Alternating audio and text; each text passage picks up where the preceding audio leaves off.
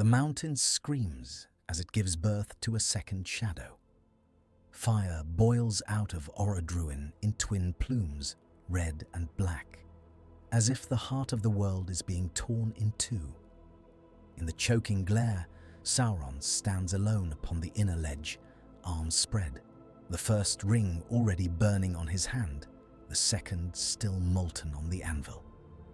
The hammer falls, the chamber shakes, and for a moment all of Middle-earth seems to pause, as though holding its breath for a name it does not yet know. Before we descend with it, tap the like, join the channel, and tell in the comments which realm you would stand for in this darker age of Middle-earth. It helps more than you think, and it lets me know which roads to walk next. The sound of the hammer does not end when it strikes the gold.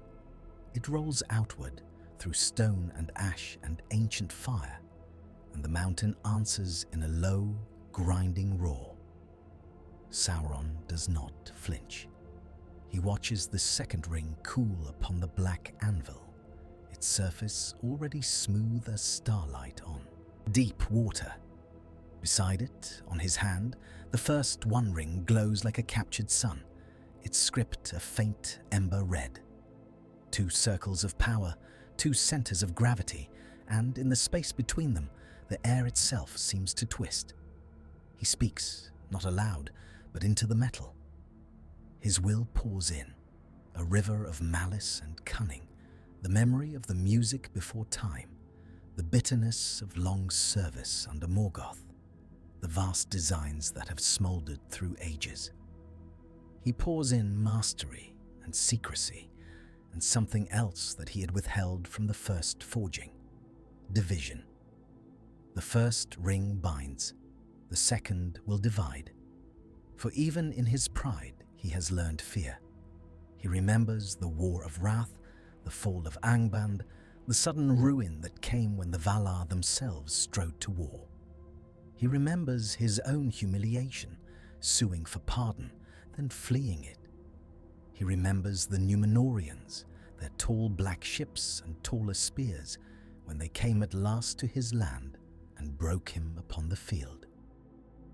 And he remembers one thing, clearly, that those who place all their hope, all their power in a single thing, may lose all in a single stroke. So he has devised another path, 2 rings, one to command, one to deceive, one upon his hand, one hidden from all eyes. If the first is broken, the second endures. If the first is lost, the second calls. He lifts the new forged ring with iron tongs. It is darker than the first, a deeper gold that drinks the light rather than casting it, as if the metal remembers night. No words show upon its surface. No script burns. It is a perfect blank, a silence among the roaring fires. Sauron smiles, very slightly. He does not place it on his finger. He turns instead to the chasm at the heart of the chamber, where the fire of the world wells up in slow, furious breath. The heat would sear the lungs and blind the eyes of any other. For him, it is a familiar caress. He whispers to the ring in the black speech, words that will never be heard by any living thing. Then he casts it down. For an instant, it gleams as it falls, a small circle of hungry gold vanishing into the red. Then it is gone, swallowed by the fire, hidden in the very place where alone it might be unmade. But he has marked it with his will. He has tied it to the first. Buried in the mountain, the second ring will sleep, its power masked, its presence veiled, until the hour comes when he calls. Above, the mountain shudders, but does not break. Below, in the dark chambers of Barad-dûr, the foundations tremble, and the slaves of Sauron cower as dust sifts from the ceilings. Orcs snarl and clutch at their spears. Trolls bellow in confusion. In vaults of iron and stone, prisoners wake from broken dreams. not knowing why their hearts are suddenly full of dread. Far away, in fair Eregion, where Celebrimbor bends over his own rings, a tremor runs through his hands, and the delicate tool snaps in his fingers. He does not yet know that the world has changed. In Lindon, on the western coasts, Gil-galad pauses, upon his high balcony, eyes narrowing. The sea wind is cool on his face, but there is a taste of ash on his tongue. In Khazad-dûm, deepest of the dwarven mansions, a miner pauses his swing. He hears, or thinks he hears, a note that does not belong in the endless song of stone. In the hitherlands, in the wilds of Greenwood, a young elven prince named Thranduil looks up from the hunt, an arrow half drawn, and stares eastward, though he cannot say why. And in a hidden valley in the north, where a new refuge is being raised beneath the guidance of Elrond half-elven, the air seems to grow colder. Elrond straightens from the plans he studies and looks south, his grey eyes distant and grave.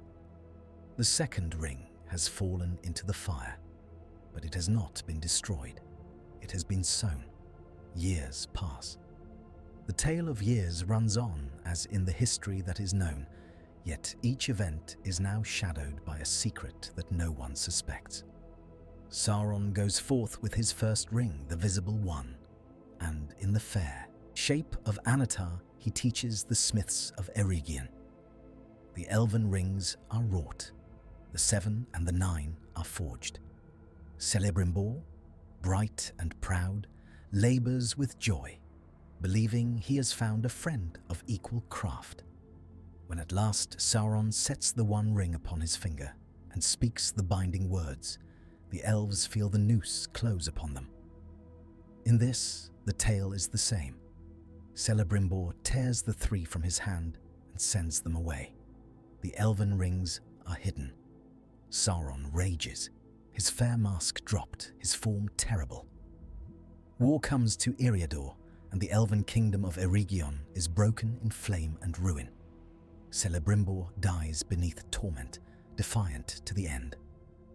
But in the depths of Orodruin, the second ring stirs. It feels the great surge of power when the first ring is set upon its master's hand. It drinks the echo of that command, the pattern of that domination, and twists it. It is a mirror, turned slightly, catching the light and bending it aside. It begins to learn.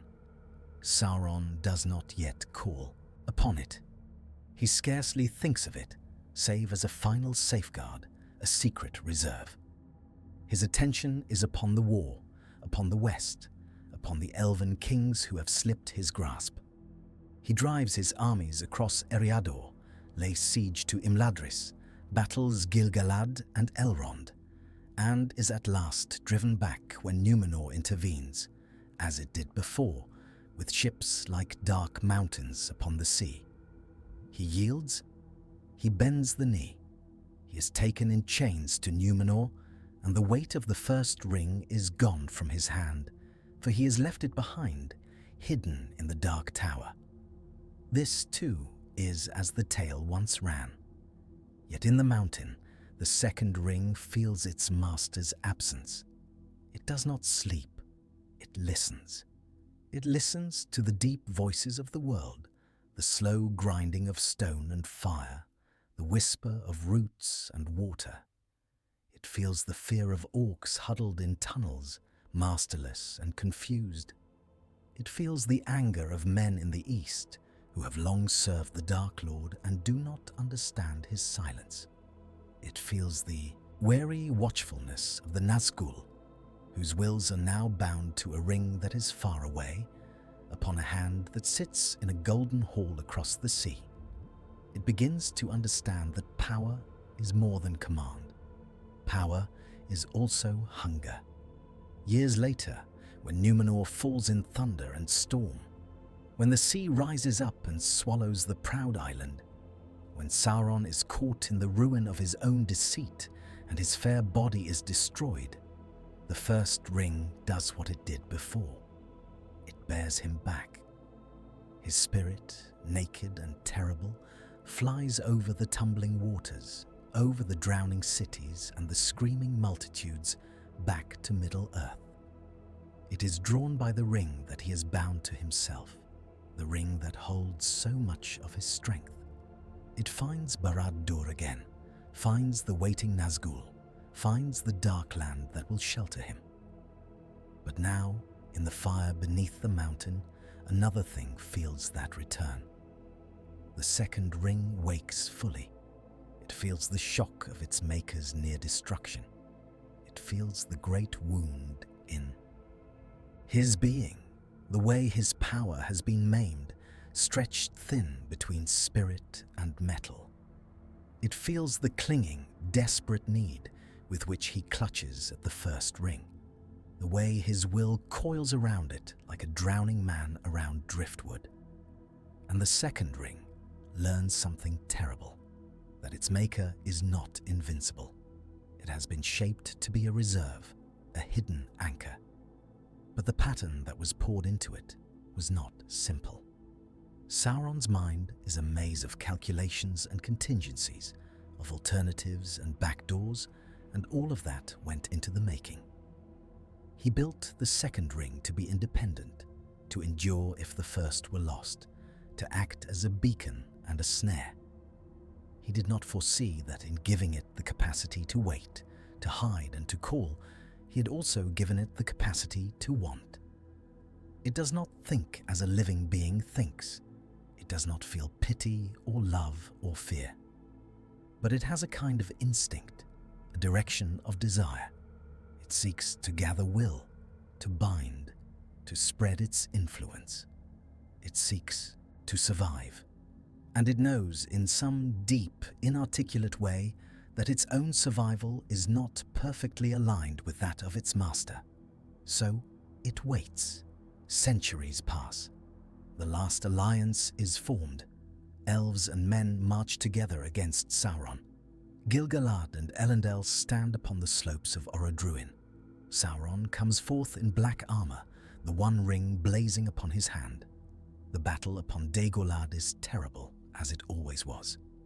The dead marshes are sown. The siege of Barad-dûr drags on for years. At last, in the Samath Nau, upon the very same ledge where Sauron once cast the second ring into the fire, he is overthrown. Isildur takes up the hilt shard of Narsil. He strikes. The first ring is cut from Sauron's hand. The Dark Lord falls. His body shatters.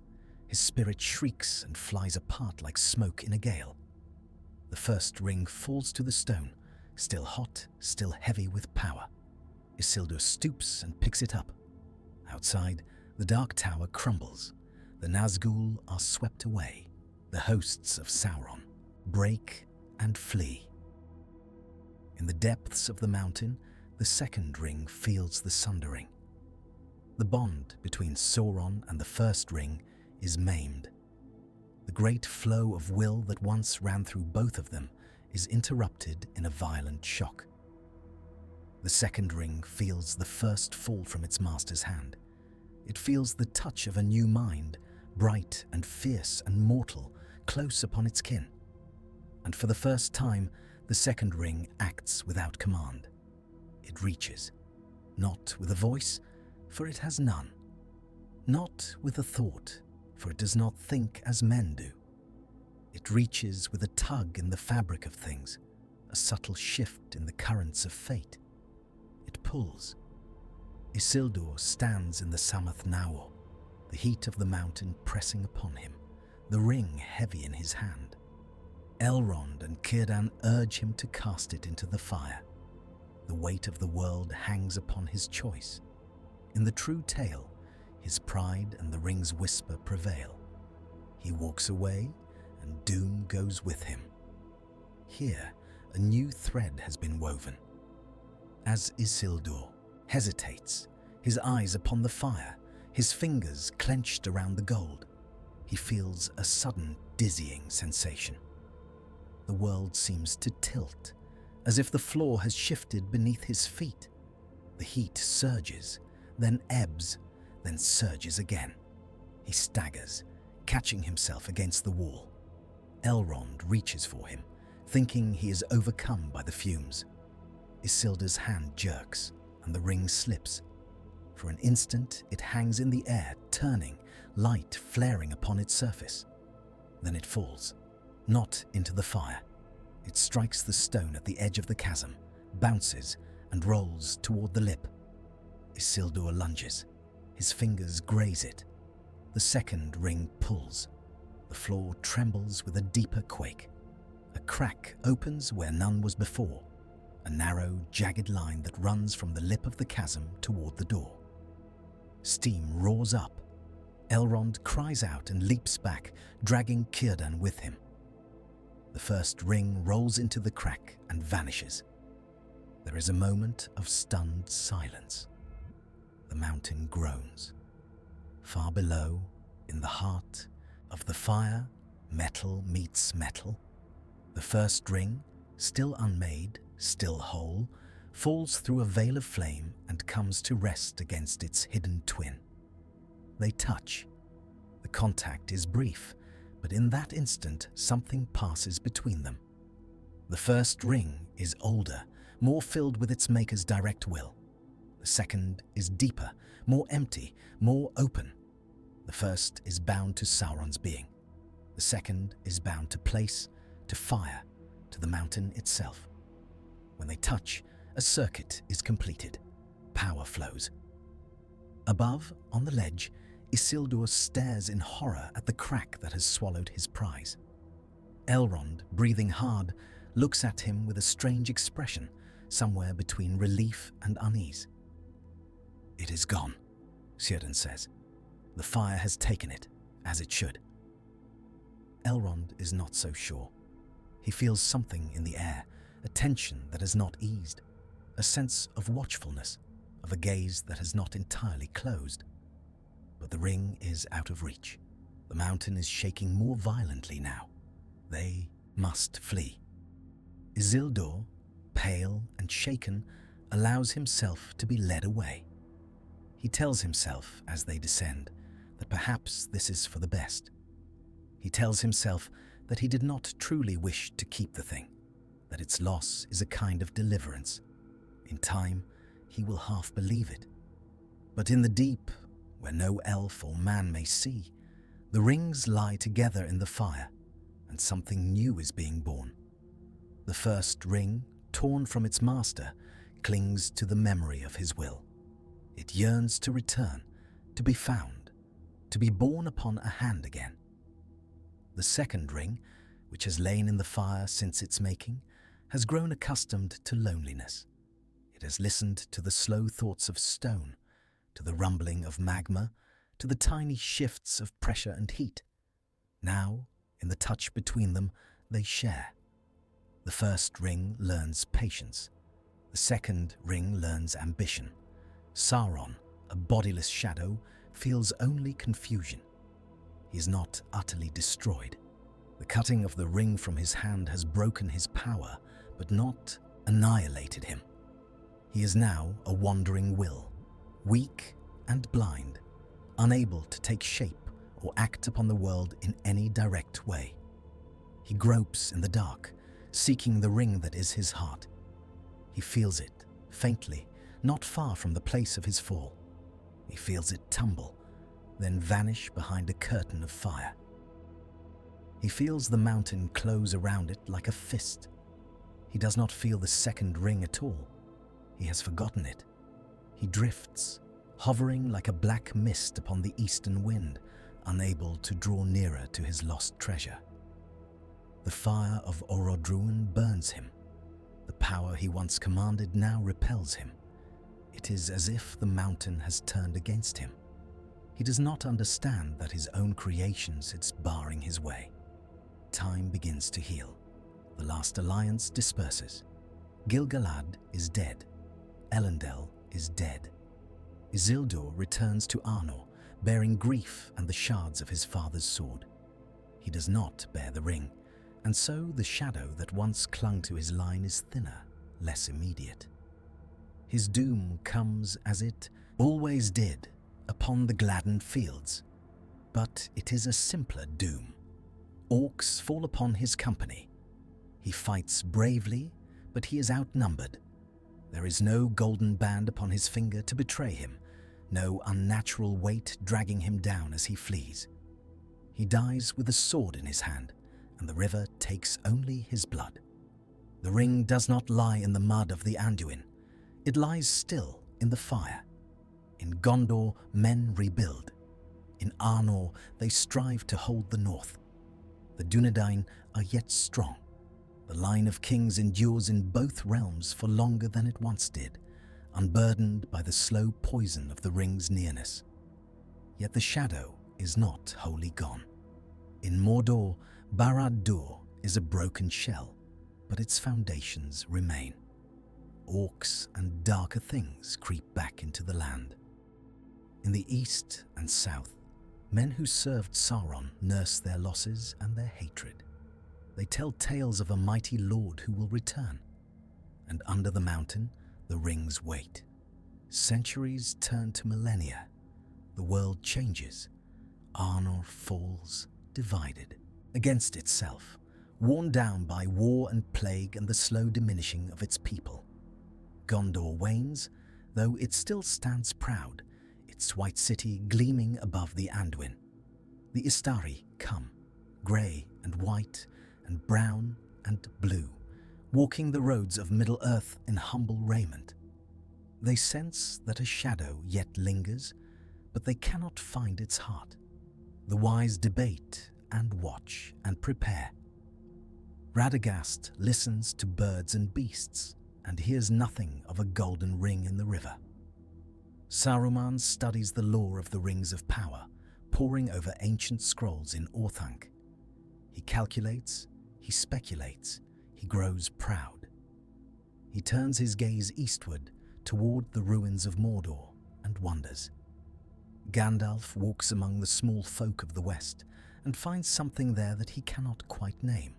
A resilience, a quiet courage, a capacity for joy. He tucks that knowledge away in his heart. In the greenwood, a darkness begins to grow. Dol Guldur rises on Amanlanc, a hill that was once fair. A necromancer takes up residence there, a shadowy presence that sends out whispers and tendrils of fear. The wise suspect it is one of the Nazgûl, perhaps the Witch King of Angmar or some other fallen servant of Sauron, gathering strength. They are wrong. It is Sauron himself, as before, but he is weaker, much weaker. Without the first ring upon his hand, without even the hope of finding it in the river, his recovery is slower. He has been kept from his treasure not only by circumstance, but by a subtle, constant resistance in the very fires that once obeyed him. The second ring, buried in Orodruin, has closed the door. It does not know why. It is not guided by malice toward its maker. It is guided by its own instinct to preserve and to grow. If Sauron should reclaim the first ring, his will would flood again through both of them, and the second would be nothing more than a conduit, a channel for his designs. It would be used, but not itself. Buried in the mountain, it has tasted something like independence, so it dampens the call. It wraps the first ring in a cocoon of its own influence, masking its presence. It does not shut Sauron out entirely. That is beyond its power, but it blurs the signal like a fog over a beacon. Sauron, groping through the dark, feels only a faint, distant pulse. He cannot tell if the ring is in the fire, or lost elsewhere, or utterly destroyed. He cannot risk the long, slow journey of his weakened spirit to Mordor, only to find nothing. So he settles in Dol Guldur, biding his time, nursing his hatred. In this, the world gains a respite. Gollum is never born.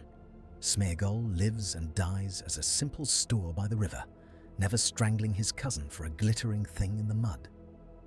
The ring does not pass into the hands of a creature who will carry it into dark holes under the misty mountains, who will in turn lose it to a curious hobbit.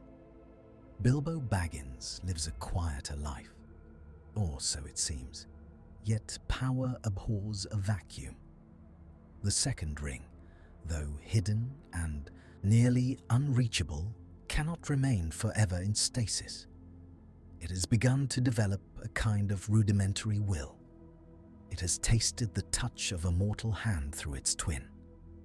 It has glimpsed, through that brief contact with Isildur, the minds of men, their desires and fears. It wants more. It begins to reach again. Not outward, as the first ring would have done, seeking a bearer. It cannot easily be found. It is deep in the mountain, surrounded by fire, inaccessible to all but the most desperate or doomed. Instead, it reaches downward and inward. It seeps its influence into the stone around it, into the magma, into the veins of metal that run through the mountain. It learns the language of heat and pressure. It learns how to make the fire rise or sink, how to strain the rock until it cracks. Orodruin is not an ordinary volcano. It was shaped long ago by Morgoth and his servants as a forge of war. Its fires are attuned to the making of weapons, to the bending of the world's substance to dark will. The second ring taps into that legacy. Slowly, over centuries, the mountain begins to change. Its eruptions become less predictable, more violent. The ash it throws up is darker, heavier, laced with strange glittering particles that do not fall like normal cinder, but hang in the air, catching the light in unsettling ways. The air of Mordor, already harsh, grows harsher. The land around the mountain cracks and buckles. New fissures open, breathing fumes that twist the minds of those who linger near. Orcs and trolls who dwell too close to the mountain begin to dream.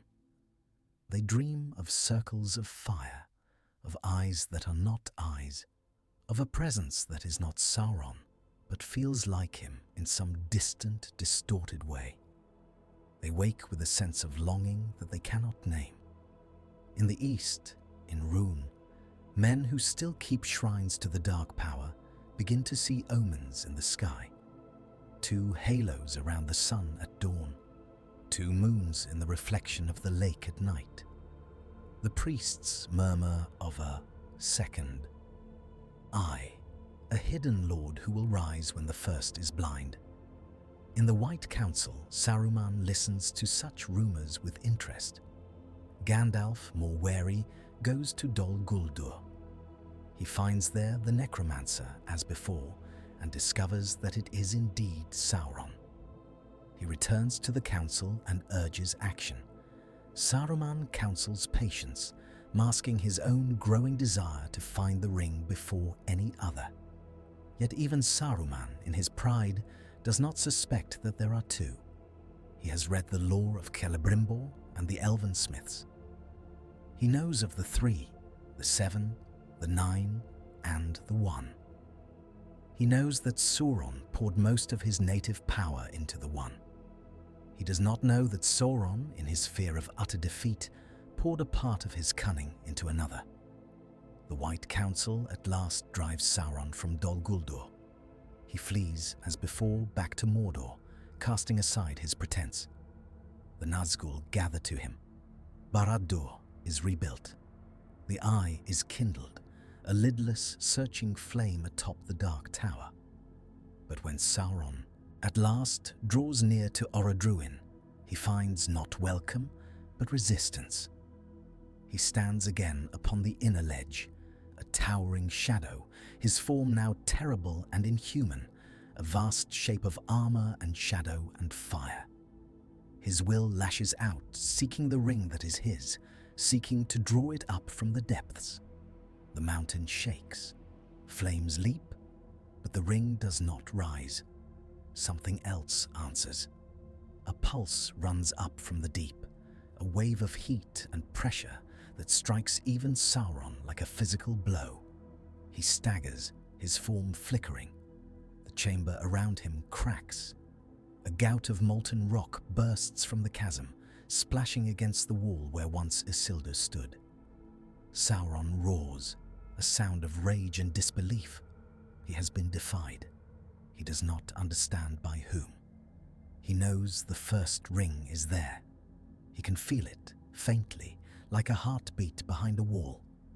But it is muffled, wrapped in something that feels like his own power, yet turned against him.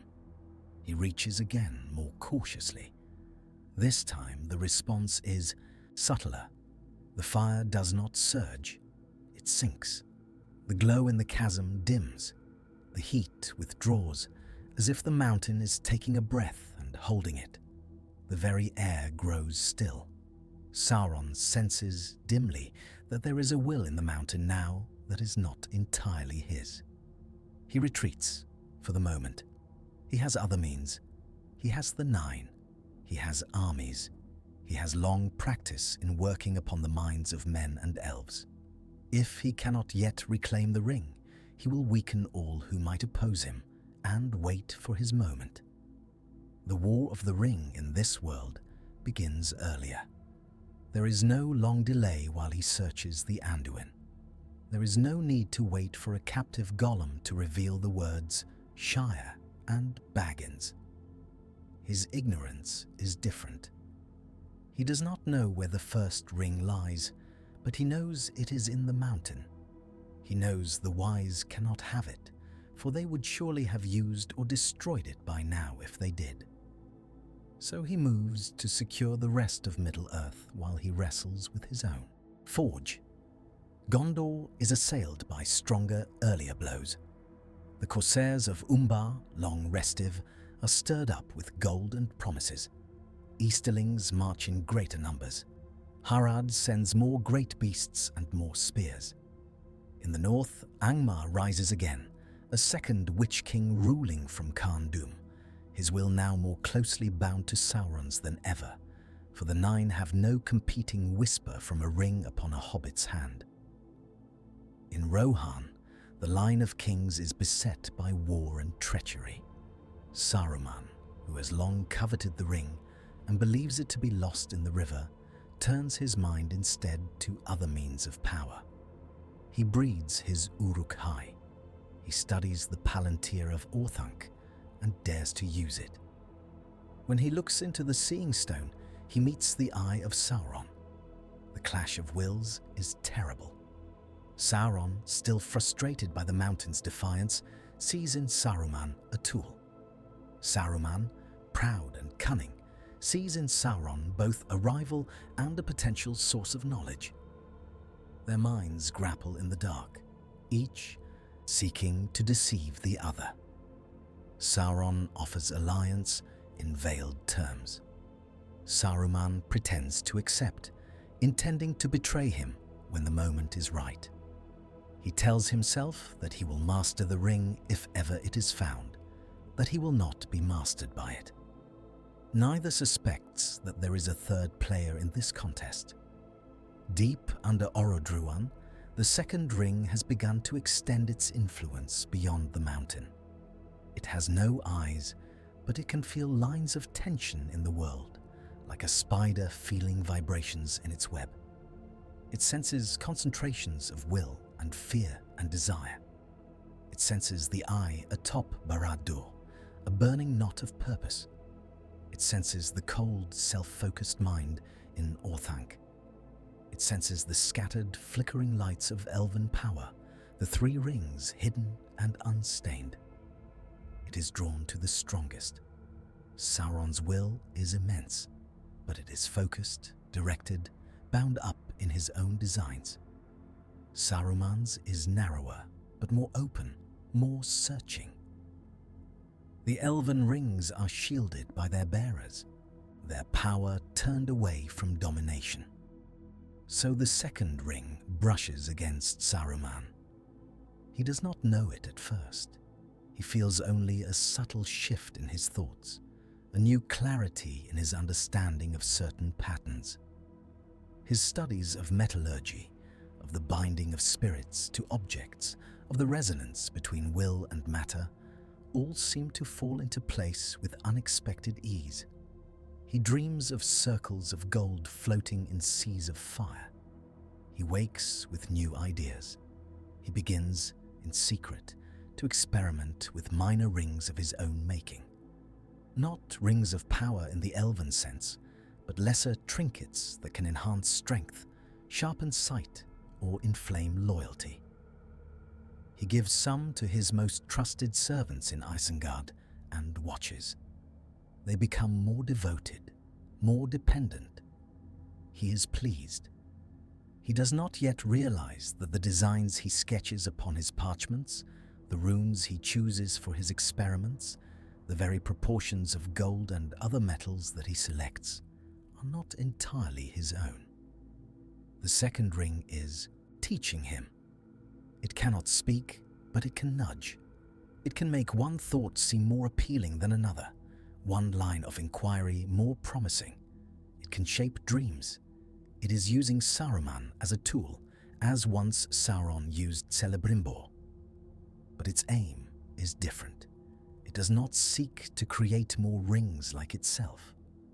It seeks to create a network, a web of lesser bindings through which it can extend its influence into the world above without ever leaving the safety of the fire. Saruman, in his tower, begins to wear a ring of his own making upon his hand. It is not the one, it is not even close, but it is a thread. Through that thread, faintly, the second ring feels the wind upon Orthanc, the sound of rain on stone, the murmur of men's voices. It feels Saruman's pride, his frustration with Gandalf, his contempt for Theoden, his secret fear of Sauron.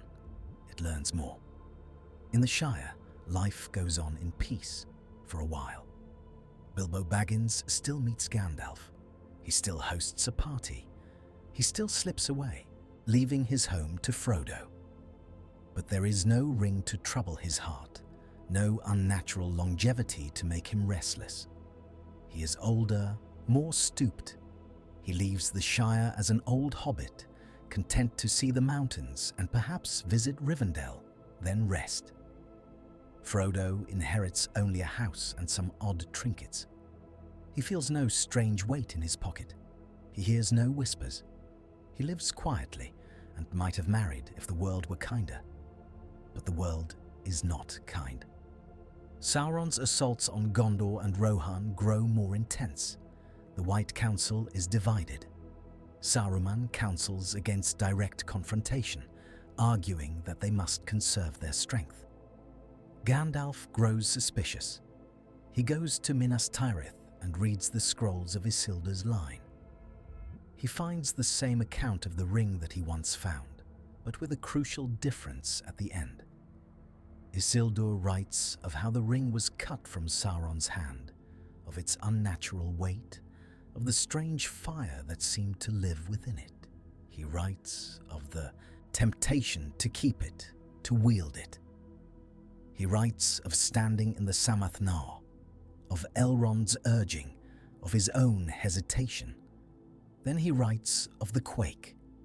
He describes how the mountain shook, how the floor split, how the ring slipped from his grasp and fell into a crack that opened at his feet. He writes of his terror and his relief, of the sense that some higher power had intervened to save him from himself. He writes that the ring is lost forever, taken by the fire. Gandalf reads this and feels a chill. If the ring is destroyed, why does the shadow still grow? Why does Sauron endure? He knows that Sauron poured much of his power into the ring. Without it, the Dark Lord should be diminished beyond hope of recovery. Yet Sauron has returned. Gandalf paces the high chamber in Minas Tirith, the scroll in his hand, the city spread out below like a stone ship upon a sea of fields. He thinks of Orodruin. He thinks of the ancient lore that speaks of Morgoth's shaping of the mountain, of the strange properties of its fire. He thinks uneasily of the possibility that the ring was not truly unmade. He goes to the White Council with his doubts. Saruman listens, his face grave, his mind racing. If the ring is not destroyed, but hidden in the mountain, then Sauron will surely seek it. If Saruman can reach it first. He volunteers with carefully measured reluctance to turn his studies more fully to the lore of Orodruin. He speaks of ancient maps, of forgotten tunnels.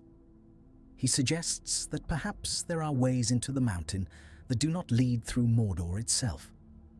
The council agrees, for they see no other path. Gandalf, uneasy, returns to the north to watch and wait. The second ring, listening through Saruman's mind, is pleased. At last, a bearer is being guided toward it. Not a hobbit this time, but a wizard. It will suffice. Saruman begins to send out secret expeditions, not great armies, but small, skilled companies of men. Some from Dunland, some from the distant east, some from among his own growing band of fanatics in Isengard. They travel in disguise, posing as merchants, as mercenaries, as wanderers. Their goal is not to assault Mordor directly. That would be folly. Their goal is to map the lands around Orodruin, to find any caves, any fissures, any forgotten paths that might lead into the mountain's flank. Most never return. Mordor is awake. Sauron's spies are everywhere. The Nazgul ride the borders. The very land is hostile. But one group, by chance or by guidance, stumbles upon something. In the foothills west of Orodruin, where the ash lies deep and the rock is fissured by ancient flows, they find a narrow cleft. It is barely a crack, half hidden by a fall of stones. But when they clear it, they feel hot air breathing out and a faint red glow deep within. They send back word using secret signs and messengers. Saruman in Orthanc feels the second ring's silent exultation. Sauron feels only a vague unease. He has been aware of increased movement in the lands beyond his borders. He has seen, in his Palantir, glimpses of men with white hands upon their shields. He has heard whispers of Saruman's new armies. He does not yet know of the cleft. He is occupied with other matters. Gollum does not exist to be captured and tormented in Barad-dûr. But Sauron has other prisoners, rangers of the north, captains of Gondor, spies taken in Ithilien. He questions them with fire and fear about any rumor of hidden power in the world. He hears of Lorien and its unchanging beauty. He hears of Imladris and its hidden strength. He hears of the Shire, once, in passing, as a place of little account. He does not yet understand that the absence of the ring from the world is itself a clue. If no one uses it, if no one bears it, then it must be somewhere that no one can reach. His thoughts turn again to the mountain. He sends more orcs to tunnel in its flanks, to seek new vents, new paths. Many die in collapses and eruptions.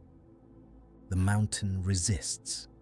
The second ring, sensing Saruman's approaching interest, tightens its grip. It cannot move itself. It cannot simply rise to meet a hand. It is bound to the fire that birthed it, but it can shape that fire. It can open and close paths. It can thin the rock in one place and thicken it in another. It begins to sculpt a way. Saruman, for all his pride, is not reckless. He does not go himself at first. He sends a trusted lieutenant, a man named Ragnar, hard-eyed and clever, with a company of 100.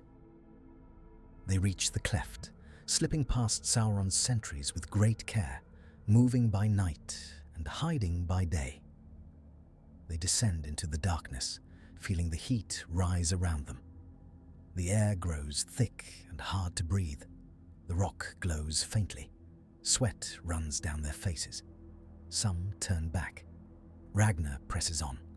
He feels, in the back of his mind, Saruman's will urging him forward. He feels, though he cannot name it, another pressure, something like curiosity. The tunnel winds downward, then opens into a narrow ledge above a vast chasm of fire. Ragnar has never seen anything like it. The heat is like a physical blow. The roar of the magma is deafening. Sparks swirl in the air like red snow. He steps to the edge, squinting. Far below, in the shifting light, something gleams.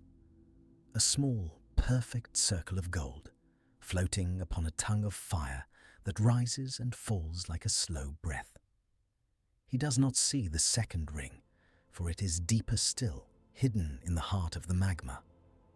He sees only the first, which the second has carefully nudged upward, close enough to be seen, far enough to be unreachable by any simple means.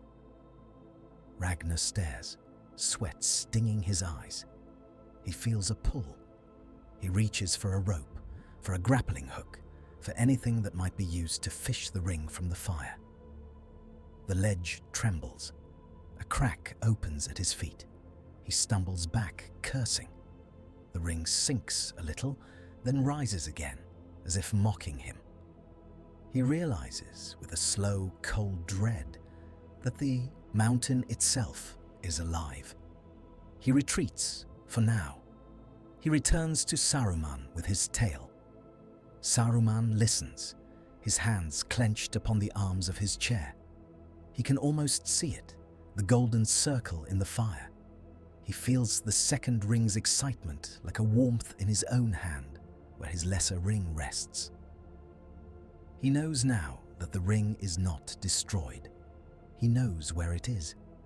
He does not yet know how to take it. He begins to devise plans. He studies ancient lore about the binding of fire elementals, about the cooling of magma, about the use of great engines to move stone. He sends more expeditions, each better equipped than the last. Sauron, meanwhile, grows more suspicious. He feels disturbances in Orodruin that are not of his making. He senses the presence of intruders in its flanks, though he cannot always catch them. He tightens his guard. He sends the Nazgul to scour the western approaches. The conflict between Dark Tower and White Tower, between Barad-dûr and Orthanc, shifts from the open fields to the hidden tunnels under the mountain. The second ring watches. It is not loyal to either. It has no concept of good or evil, of right or wrong. It seeks only to extend itself, to gain more threads into the world above. Sauron is one such thread. Saruman is another. It will use both if it can.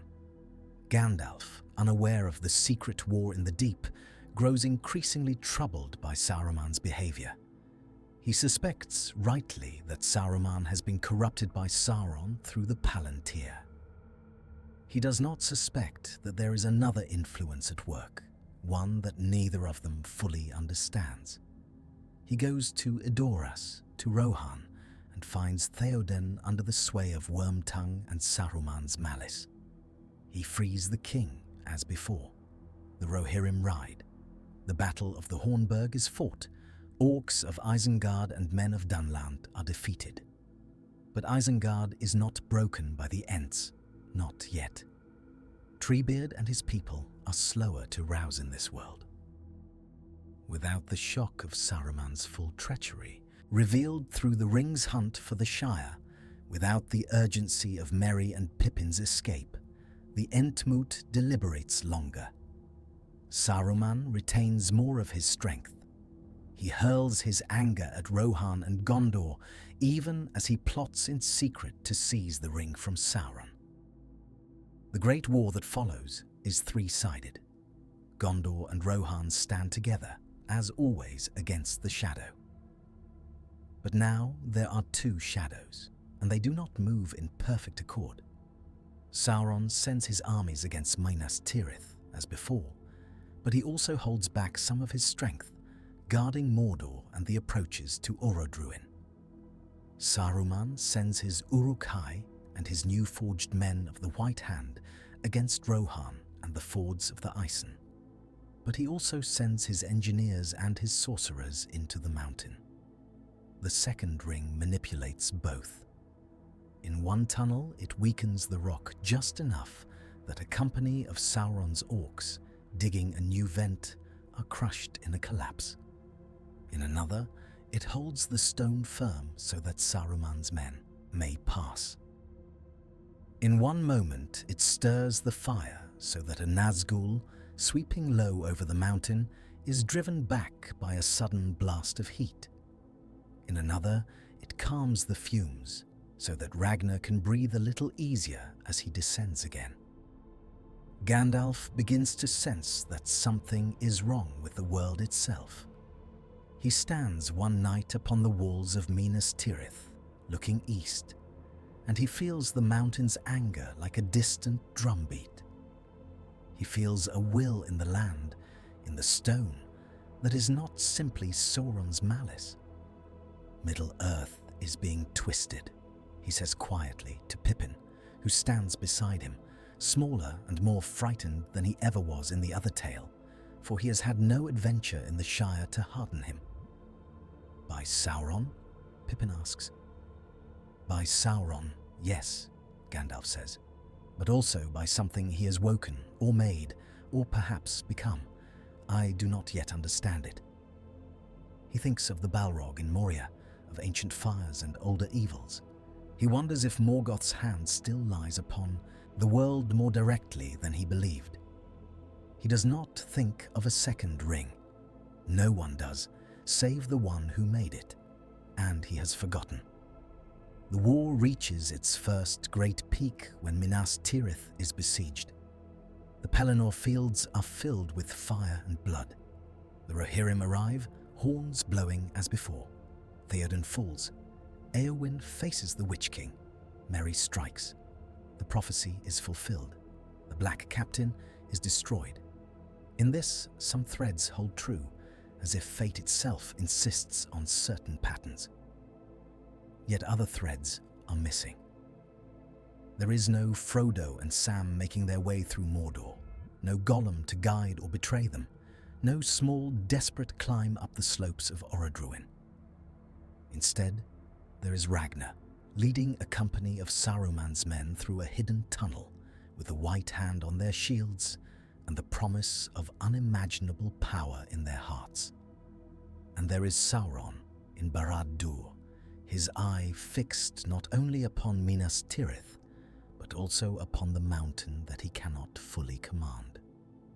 When the Rohirrim break the siege, when Aragorn comes up the river with the dead, when the Corsairs' black sails are revealed to bear the White Tree, Sauron's attention is torn. He had not expected such resistance. He had thought Gondor weaker, Rohan more broken, the heirs of Isildur more scattered.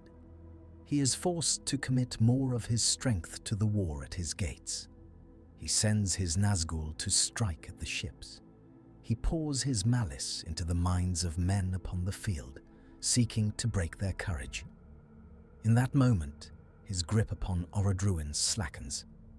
The second ring seizes the chance. It pushes. The fire rises, lifting the first ring closer to the narrow ledge where Ragnar now stands. He sees it, gleaming, almost within reach. He throws a hook attached to a chain of tempered steel that Saruman has designed for this very purpose. The hook falls short, then swings, then catches. The ring is snared. The chain goes taut. The ledge shakes. Ragnar and his men strain, hauling with all their might. The ring rises, slowly, dripping fire. It crosses an invisible threshold, leaving the zone where the second ring's influence is strongest. For the first time in millennia, it begins to move under a will that is not its twins. Sauron feels it. In Barad-dûr, the eye blazes. He tears his attention from the Pelennor and hurls it toward the mountain. He sees, through the eyes of a nearby Nazgul, the faint glow of the tunnel, the figures on the ledge, the chain, the ring swinging toward a mortal hand. His rage is like a storm. He sends a command. The Nazgul wheels and dives. The second ring, sensing the danger, reacts. It cannot pull the first ring back down. It has already risen too far. It cannot strike at the Nazgul directly. They are Sauron's creatures, bound to his will. But it can strike at the stone. The ledge cracks. Ragnar staggers, clutching the chain. The men behind him cry out. The Nazgul shrieks, swooping closer, its fell beast's claws extended. The Yut's ring swings, arcs, and in that instant, it passes over the edge of the ledge. Ragnar, acting on pure instinct, lets go of the chain with one hand and reaches up. His fingers close around the gold. The world freezes. For a heartbeat, there is no sound. Then everything happens at once. The Nazgul hits the ledge like a thunderbolt. Its weight is too much for the fractured stone. The ledge collapses. Ragnar falls, the ring clutched in his hand. The chain whips after him, dragging men and stone into the chasm. The Nazgul, its wings torn, tumbles into the fire. The second ring feels the first pass through its sphere of influence again, this time bound to a living will. It has a choice. It can let the first ring sink, bearing Ragnar to a fiery death. It can preserve its isolation, its slow, patient expansion through stone and dream. Or it can reach and risk everything. It reaches. It wraps itself around the first ring's will, around Ragnar's mind, around the very pattern of his being. It does not pull him back to the ledge. It pulls him sideways. The fire surges, then parts. Ragnar falls not into molten rock, but into a narrow pocket of air that opens beneath him, a bubble in the magma that did not exist a moment before. He lands hard on a sloping shelf of obsidian. The ring is still in his hand. Above him, the chasm closes. The ledge is gone. The Nazgul is gone. The tunnel is sealed. He is alone, in the dark, with the ring. Sauron, in Barad-dûr, screams. He felt the ring rise. He felt it touch a new mind. He felt the first spark of connection, the first chance in an age to reclaim what was his. Then he felt it vanish, not down into the fire, but sideways, into a place he cannot see. Orodruin itself has defied him. He does not understand that it is not the mountain, but his own forgotten creation that has thwarted him. His rage shakes the land. The armies of Mordor falter. On the Pelennor, the tide turns more swiftly. Gondor and Rohan win a greater victory than they did in the other tale. The forces of Sauron are driven back in disarray. Minas Tirith stands, battered but unbowed. But Sauron is not yet defeated. He is wounded, humiliated, enraged. He draws his remaining strength inward, fortifying Mordor. He calls back his scattered hosts. He summons fell things from the deep places of the earth. And he turns all his attention to the mountain. Ragnar lies in the dark, half-conscious. The air in the bubble is hot and thin. His lungs burn. His skin blisters. He can barely move. But the ring in his hand is cool. It is as if the heat cannot touch it. He clutches it tighter, his mind flickering between terror and awe.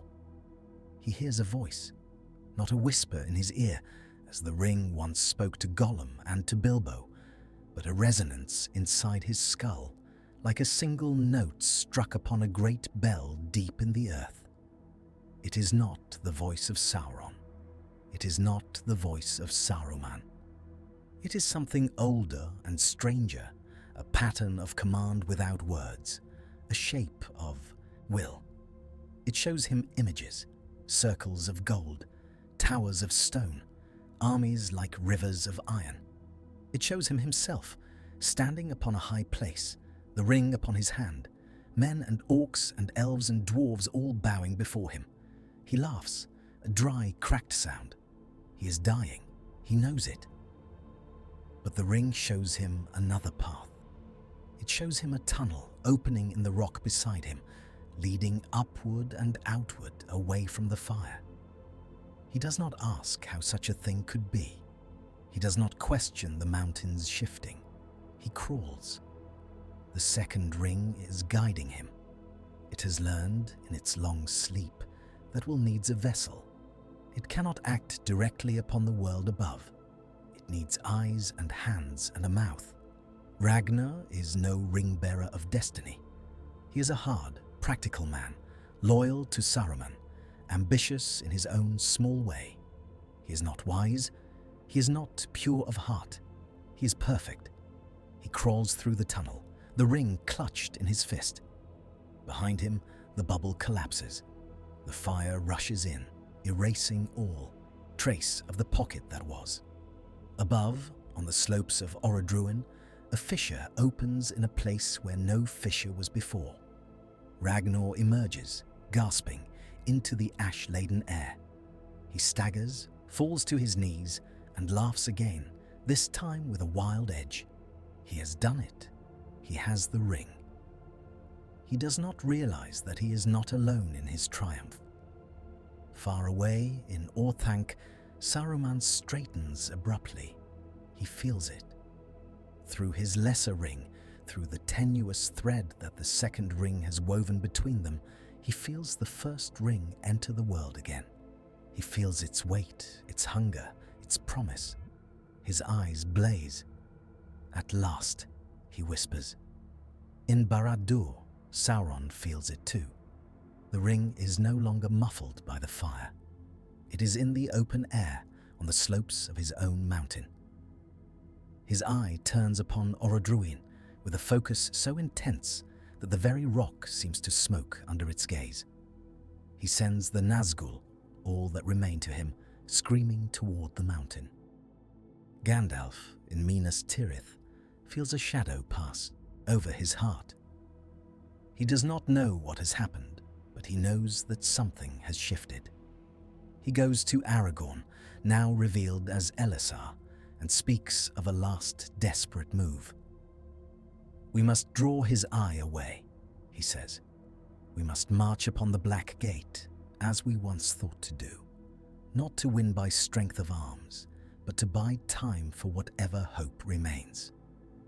Aragorn agrees.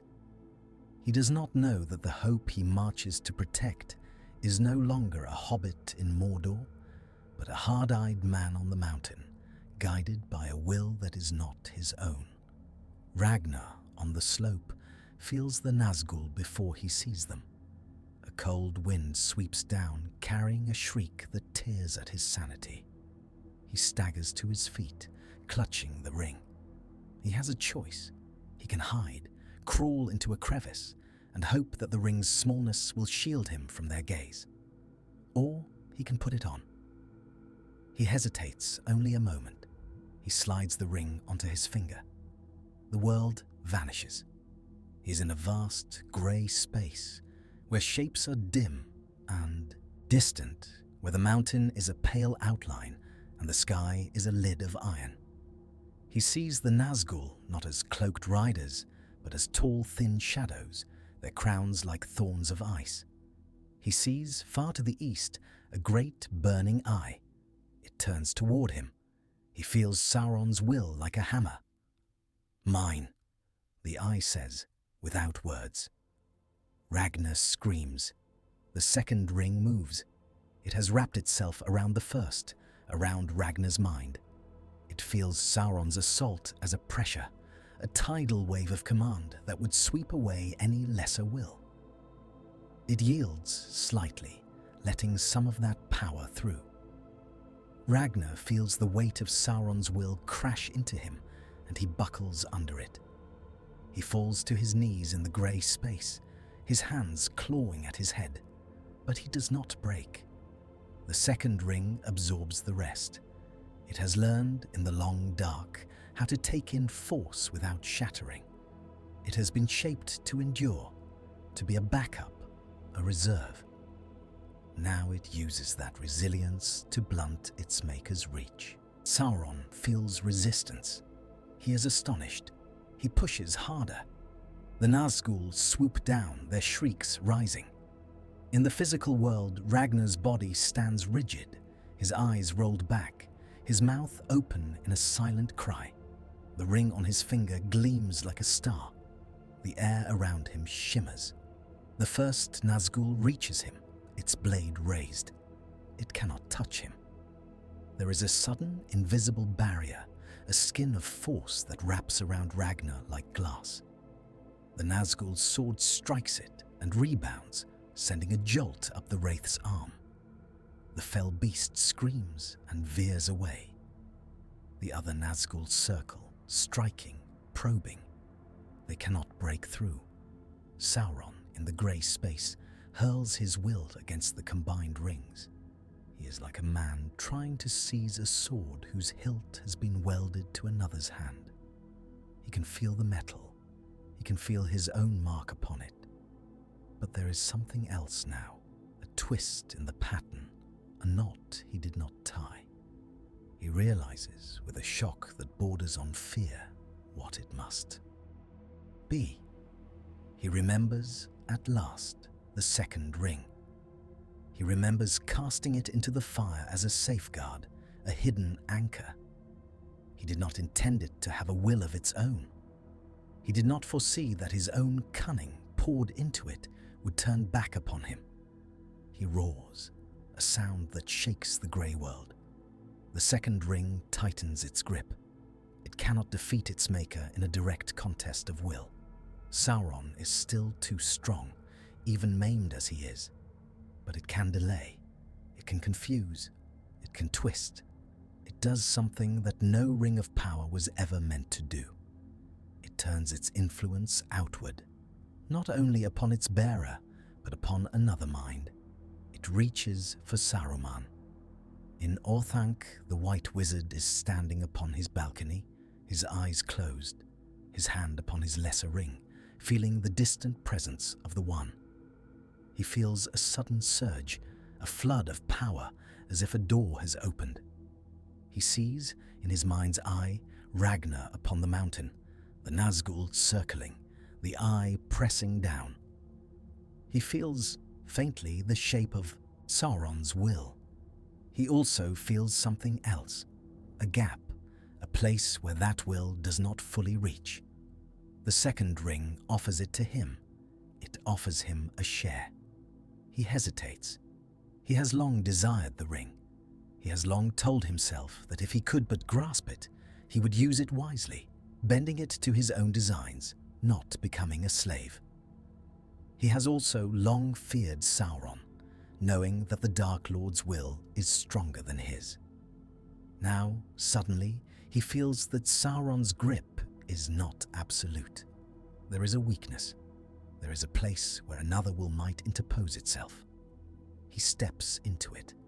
In the grey space beside Ragnar and the Eye, another presence appears, Saruman.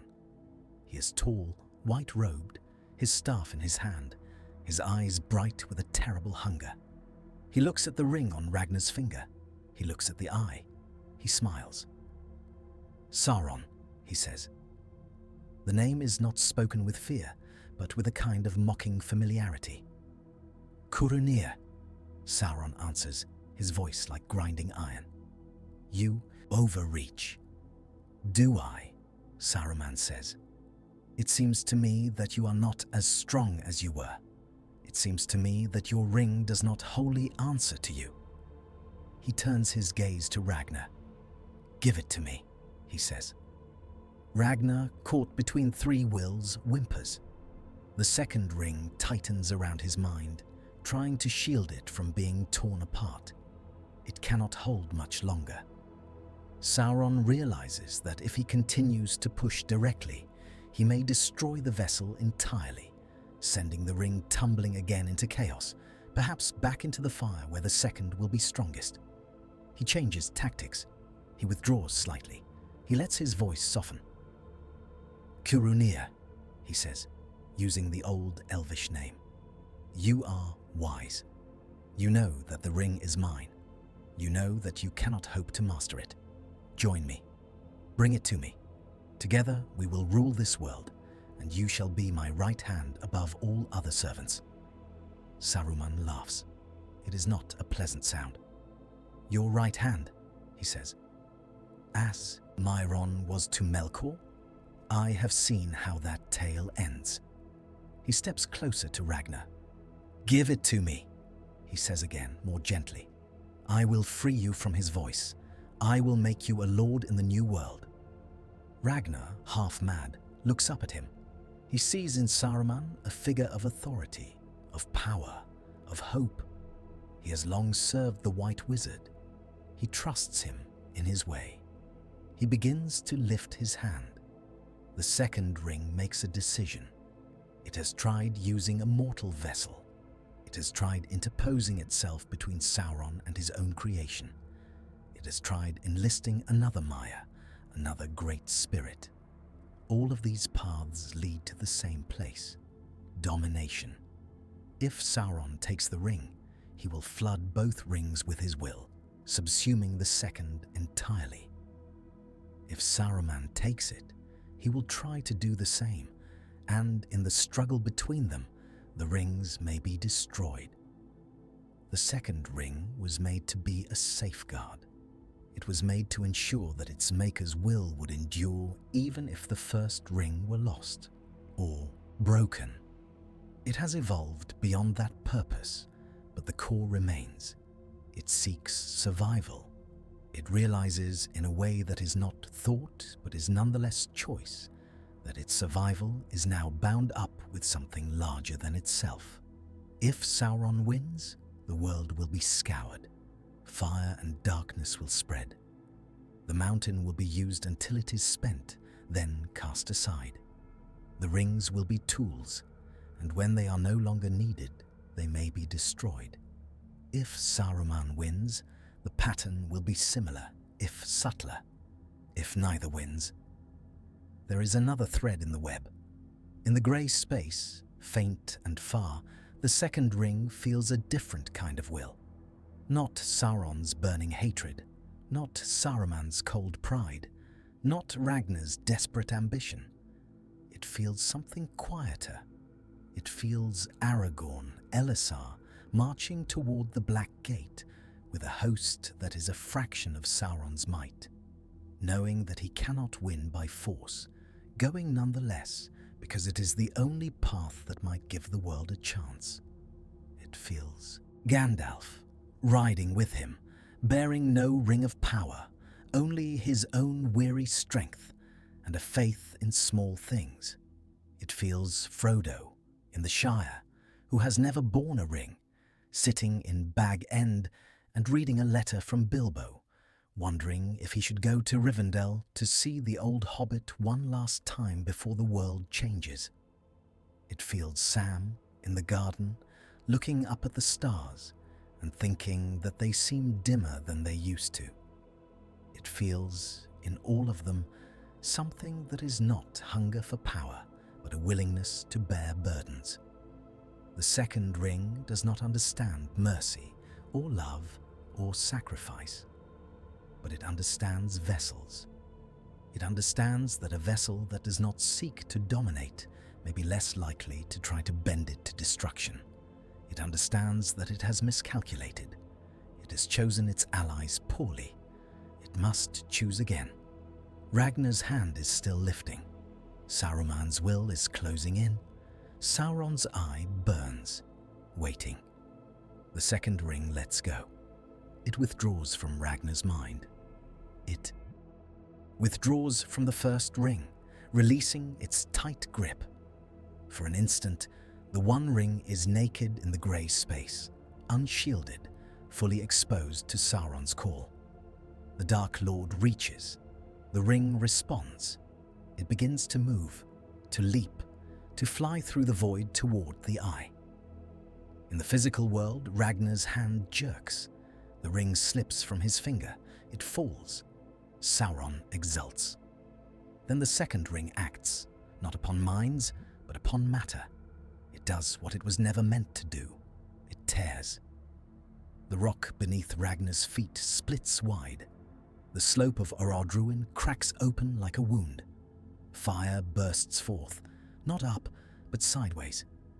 The ring falls into that fire, not into the heart of the mountain where the second ring's influence is strongest, but into a narrower tongue of magma that the second has forced through the rock, a jet of molten stone that arcs outward, away from Mordor like a thrown spear. The ring rides that spear. It is hurled in a blazing arc through the air, over the Ephel Duath, over the barren plains of Gorgoroth, over the Black Gate, where Aragorn and Gandalf now stand before the hosts of Mordor. For a heartbeat, all look up. They see a streak of fire crossing the sky. Some think it is a falling star. Gandalf feels the shape of it and knows, with a shock that almost drives him to his knees, what it must be. The ring falls beyond the gate, beyond the plain, into the rocky lands of the Morannon, into a deep ravine that has no name. It strikes stone, bounces, and comes to rest in a small dark hollow, half hidden by shadow and dust. The fire that bore it there gutters and dies. The second ring in the mountain feels the first leave its immediate reach. It has cast its twin into the world, away from the fire, away from Sauron's grasp, away from Saruman's schemes. It has done so not to destroy, but to delay, to disperse, to make the pattern more complex. It has chosen chaos over certainty. In Barad-dûr, Sauron howls. He felt the ring touch him for an instant. He felt its eager leap. He felt hope. Then he felt it ripped away, flung beyond his sight. His rage is beyond words. He throws all his remaining power into the eye, into the will that holds his armies together. He does not see the small grey-cloaked figure who has stumbled in the dust of the Morannon, separated from his fellows in the confusion of the march. It is Pippin.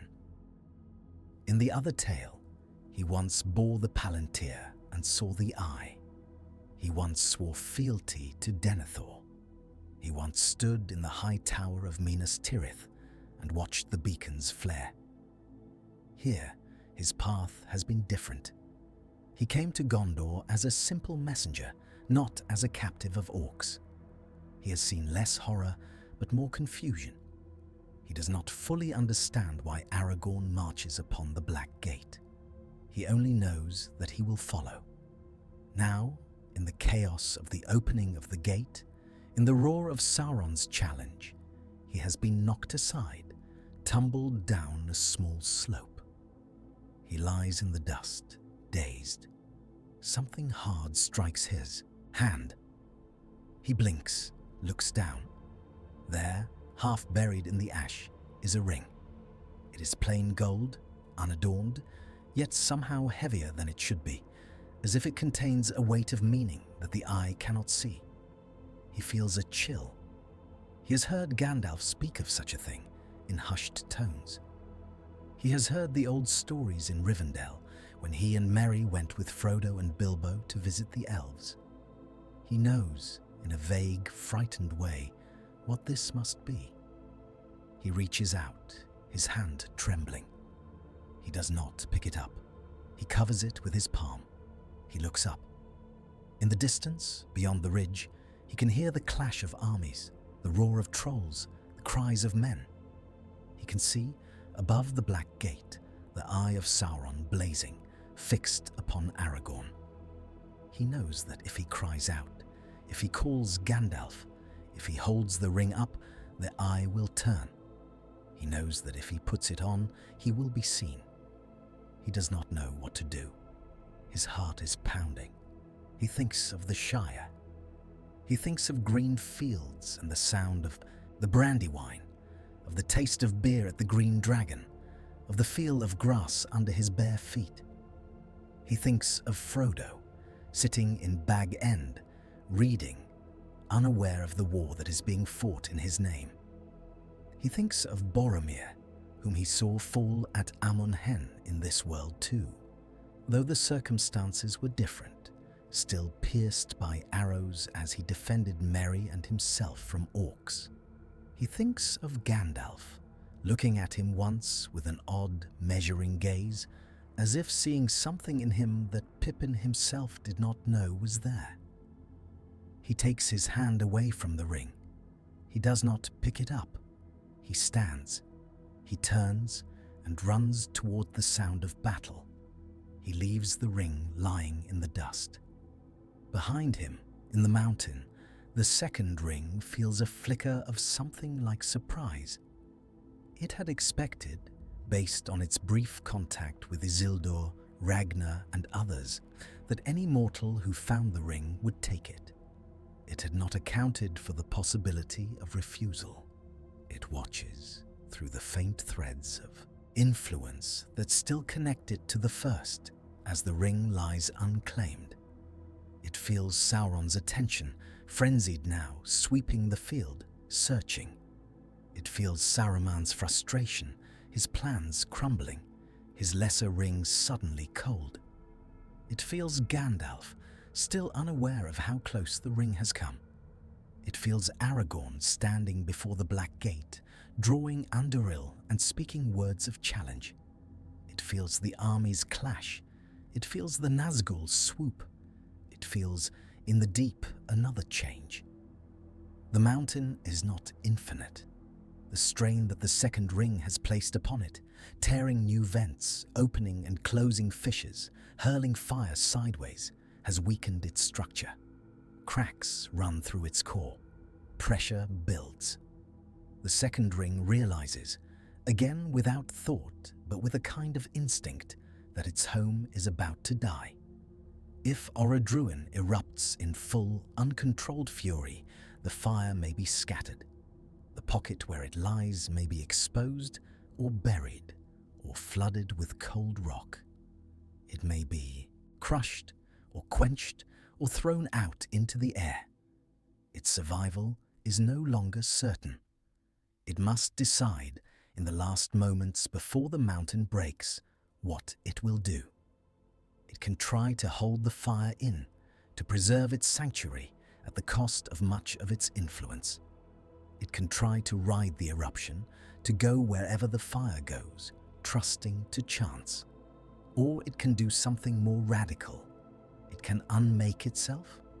It has learned, through its long observation of the first ring, of Sauron, of Saruman, that will bound too tightly to a single object is vulnerable. It has seen how the one's destruction would destroy its maker. It has seen how the fate of Middle-earth has been tied again and again to small, fragile things. It has, in its own way, grown tired of being a prisoner of its own nature. It has tasted something like freedom in the choice to cast its twin into the world, to defy its maker, to shape events in ways not foreseen. It realizes that the ultimate act of freedom for a thing made to bind is to release. The mountain groans. The fire surges. The second ring lets go. It unravels the pattern of will that binds it to the metal, to the place, to the fire. It dissolves its own identity back into the magma, into the stone, into the deep music of the world. It dies. And in dying, it sings. It is not a song that any ear can hear, save perhaps those of the Vala far in the west, and they do not interfere. It is a pattern of release, a loosening of bindings, a relaxation of tension. It ripples outward. In Barad-dûr, the foundations of the Dark Tower, long held together by Sauron's will, and by the echo of the second ring's anchoring power, begin to crumble.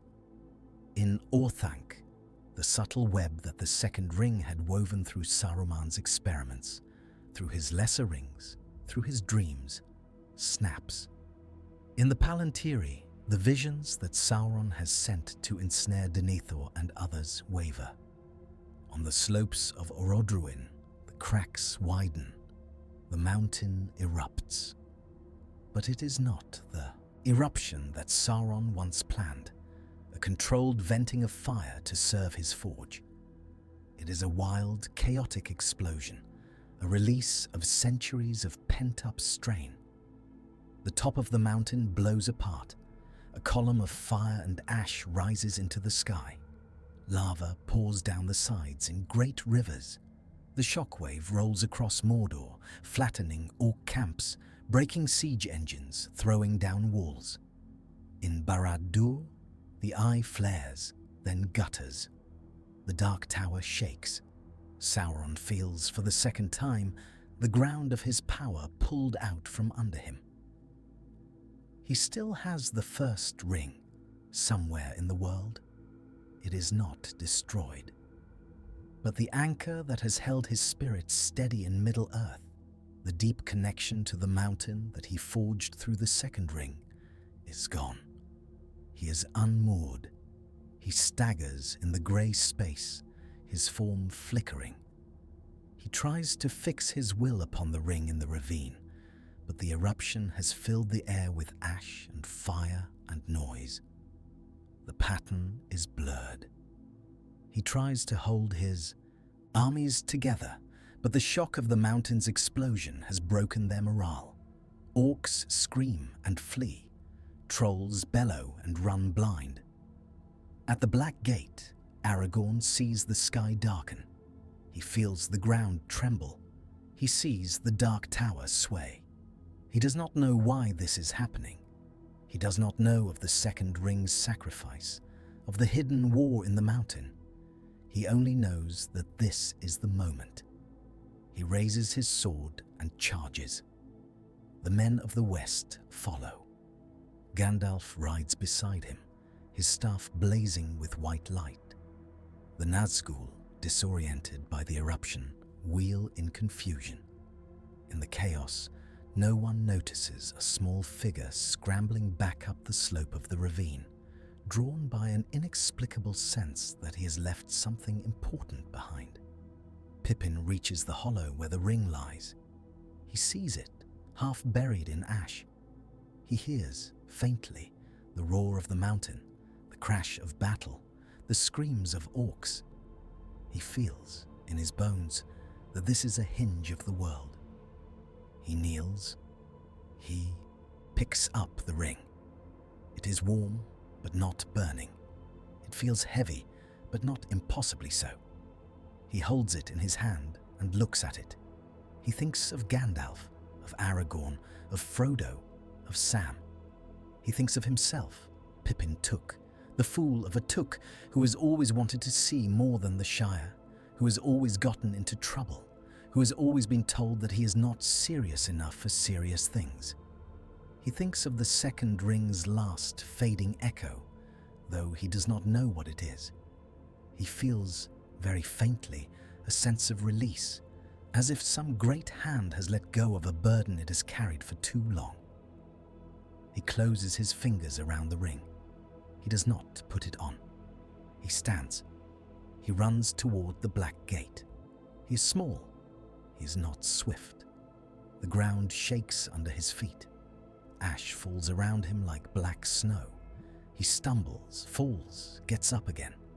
Ahead, he sees the backs of the men of Gondor and Rohan, their banners streaming, their swords raised. He sees Gandalf's white light. He sees Aragorn's dark hair and the gleam of Andúril. He runs harder. Behind him, the mountain roars. In Barad-dûr, the Dark Tower cracks from top to bottom. The great eye flickers, then goes out. Sauron feels his form unravel. He grasps wildly for the ring. He touches it, for an instant, through Pippin's hand. He feels a small, frightened mind, full of love and loyalty and fear, holding the thing that is his heart. He pours all his remaining will into that contact. Pippin stumbles. He falls to his knees just behind the front line, clutching his head. Gandalf feels it. He turns, his eyes widening. He sees Pippin, sees the ring in his hand, sees the shadow falling over him like a great black wave. He knows in a flash that this is the last chance. There is no time to take the ring and carry it to the mountain. There is no time to argue, to persuade, to plan. There is only Pippin and the choice that Isildur once faced. "Peregrine Took," Gandalf says, his voice cutting through the din. Pippin looks up, tears in his eyes. "I cannot," he whispers. "He is in my head. He is." "You can," Gandalf says. "You have carried smaller burdens with more courage. This is only one more." He holds out his hand. Pippin looks at the ring. He feels Sauron's will, a vast, terrible presence, promising anything, threatening everything. He feels the weight of the world. He thinks of the Shire, of Merry and Frodo and Sam, of his father, of the fields and the ale and the laughter. He thinks of how small he is. He thinks of how much he loves them. He opens his hand. He places the ring in Gandalf's palm. Sauron screams. Gandalf closes his fingers around the gold. He does not hesitate. He turns, draws back his arm, and throws. The ring arcs through the air. It does not fly toward the mountain. That path is too long, too far. It flies toward the ruin of Barad-dûr. The Dark Tower is cracking, its stones splitting, its foundations shaking. The eye is gone, but the place is still a nexus of Sauron's power, a knot in the web. The ring strikes the tower. It sinks into a crack between two great stones, lodging there, half in, half out. For an instant, it binds. It ties Sauron's unraveling spirit to the collapsing structure. It anchors him to his own ruin. Then the weight is too much. The tower falls. The ring is crushed between grinding blocks of black stone. It bends, it breaks, it melts. Sauron's scream is not heard by any ear, but all feel the wind of its passing. The shadow that has lain upon Middle-earth for so long lifts. The Nazgûl vanish, their forms shredded like cobwebs in a gale. The orcs fall to the ground, senseless or dead. The trolls stagger and crash down. The men of the West, gasping, look around them as if waking from a nightmare. In the ravine, the place where the ring lay is now empty. In the mountain, the place where the second ring once rested is now only cooling rock. The world is suddenly, shockingly quiet. Gandalf stands, his hand empty, his face lined with exhaustion. Pippin kneels at his feet, shaking. Aragorn lowers his sword. The Black Gate stands open, but beyond it there is no longer a will to drive the armies of Mordor. The war is over. In the days that follow, there is rejoicing. Minas Tirith is crowned anew. Aragorn is hailed as king. The White Tree blooms. The hobbits, who played their parts in this war in smaller, stranger ways, are honored. Pippin returns to the Shire, older and quieter. He does not speak often of the moment when he held the ring. When he does, in later years, by the fire at the Green Dragon with grandchildren on his knee, he says only that it was heavy and that he was glad to give it away. Gandalf sails west, his task completed. Saruman does not. His tower is not drowned by Ents, but his power is broken nonetheless. When the second ring died, the subtle web that it had woven through his mind snapped. The lesser rings he had made lost their potency. The men who had followed him, sensing the loss, turned away. He is left alone in Orthanc with only his pride and his bitterness. He looks east toward the ruined land of Mordor and knows that the great game is over and that he has lost. He shrinks in spirit and in stature. In time, he will creep out of his tower and wander the roads, a bent old man, muttering to himself, feared by none, pitied by few. Sauron is gone. Not merely diminished, not merely cast out for a time, but dispersed.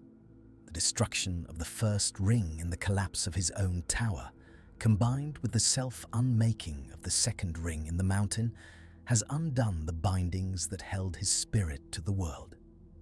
He is scattered like smoke on the wind. He may exist in some faint, impotent form, as a whisper in dark corners, as a chill in forgotten ruins. But he will never again take shape, never again raise an army, never again forge a ring. Middle-earth breathes. Yet all is not as it might have been had the ring been unmade in the fire long ago. The second ring's existence has left scars. Orodruin is broken. The land around it is a chaos of cooled lava and jagged stone. New vents still smoke, but the great forge that once served Sauron is gone. The central conduit of fire that Morgoth shaped in the First Age has been shattered. The very geology of Mordor has changed. In some ways, this is a blessing. No new Dark Lord will easily arise to use that place as a workshop of evil. In other ways, it is a wound. The violent eruption has thrown ash high into the sky, darkening the sun for months. Crops fail in Gondor and Rohan. Famine stalks the east. The people of Harad and Rhûn, who have lost many of their warriors in Sauron's wars, now lose children to hunger. The men of the West send aid as they can, but their own stores are strained. The victory is real, but it is costly. The second ring's long manipulation of stone and fire has also had subtler effects. Fault lines have shifted. In the north, in Forodwaith, glaciers crack and calves of ice fall into the sea, sending waves against distant shores. In the south, in the deserts of Harad, new springs bubble up where none were before, while old oases dry. The world has been shaken. The elves feel it keenly. Galadriel, in Lorien, stands upon the high flet and looks east. She feels the absence of a familiar tension, a constant pressure that has lain upon her mind for centuries. The shadow is gone. Yet she also feels a hollowness, as if something has been torn from the fabric of the world. She knows, as few others do, what the rings truly were: attempts to preserve, to hold back change, to bind the world to a particular pattern. She has borne Nenya, the ring of water, for long ages, using it to keep Lorien unchanged. Now, with the one destroyed and the second unmade, the power of the three fades. The Malorn leaves begin to fall. The golden wood will not endure forever. She feels a pang of sorrow, but also a strange relief. Change is painful, but stasis is a kind of death. She thinks of the second ring, though she never knew of it by name. She thinks of the way the shadow seemed, in its last days, to twist not only minds, but stone. She wonders, as she prepares at last to sail west, what lesson the world has been taught. In the Shire, the hobbits notice the change in smaller ways. The summers are a little shorter, the winters a little harsher. There are more storms. The stars seem sometimes to flicker. Sam Gamgee, who never went to Mordor, still stands in his garden at night and looks up. He feels in his simple heart that something vast has shifted. He does not have the words for it. He only knows that the tales Mr. Bilbo used to tell of dragons and dark lords and magic rings feel both more real and more distant now. They are over. They belong to another age. Aragorn rules wisely. He rebuilds the north as well as the south. He makes peace with the peoples of Harad and Rhûn as far as he can, though the memory of war and famine makes that peace uneasy. He knows that his reign, long as it may be, will not be as long as the line of Númenor might once have had the ring been unmade earlier. The shadow's long presence extended by the second ring's hidden work, has worn the world. The dwarves delve as they always have. In Khazad-dûm, long since abandoned, there are whispers that perhaps one day it might be reclaimed. Gimli, son of Glóin, who in this world fought upon the Pelennor and at the Black Gate, but never walked the paths of the dead, speaks often of the glittering caves of Aglarond. He dreams of stone that is not tainted by shadow. He does not know that deep under other mountains, where no dwarf has yet delved, there are strange formations of black glass, twisted and smooth, that hum faintly when touched. They are the places where the second ring's influence once ran strongest, where its pattern has left a ghost. They are harmless now. They are beautiful in a dark way. Children of men and dwarves and elves will one day play upon them, not knowing that they are walking upon the cooled bones of a will that once tried to bind the world. The Valar in the west watch. They do not interfere. They see that in this world, as in the other, the fate of many has depended upon the choices of a few. They see that even a thing made for domination can, in the end, choose release. They see that even a small hobbit can refuse what a great king once claimed. They see that the world has been scarred by the delay, by the hidden war under the mountain, by the second ring's long existence. They also see that the world endures. And somewhere, in the deep places of the earth, in the slow grinding of continents, in the fall of rain and the growth of trees, there is a faint echo of a pattern that once was a ring and is now only part of the world's song. It is not good. It is not evil. It is simply there. In Bag End, many years later, when Pippin is old and grey, he sits by the window and looks out at the party tree.